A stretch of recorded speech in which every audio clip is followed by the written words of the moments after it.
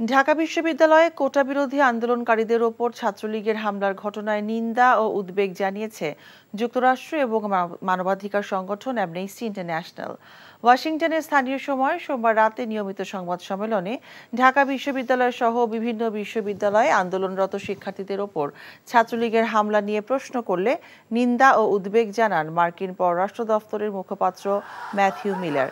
তিনি বলেন, ঢাকাসহ বিভিন্ন জায়গায় শিক্ষার্থীদের ব্যাপক আন্দোলন সম্পর্কে যুক্তরাষ্ট্র সচেতন রয়েছে এবং তারা এই বিষয়টি গভীরভাবে পর্যবেক্ষণ করছে। এদিকে এক বিবৃতিতে সোমবার রাতে অ্যামনেস্টি ইন্টারন্যাশনাল আন্দোলনের সহিংসতায় উদ্বেগ জানিয়েছে।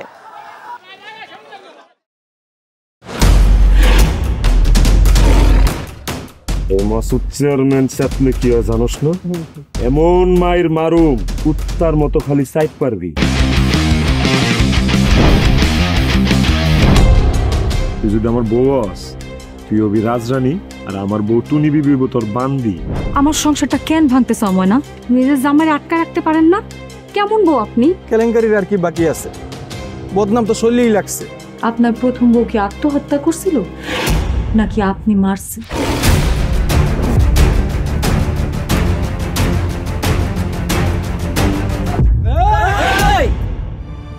ময়না তো পালাইতে চায় না। ওরে পালাইতে হইবই। ময়না রে, তুই আমারে মাফ করে দিস। আমারে খাওয়ানোর মধ্যে বিষ মাখায় মেরা ফলাইতে চাচ্ছে। মাইরা একেবারে আম গাছের লগে ঝুলাই দিবেন যেমনি আপনার বড় বড় মাইরা ঝুলাইছিলেন।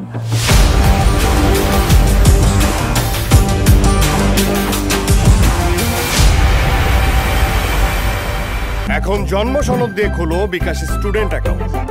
নিজের বিকাশ নিজে কর।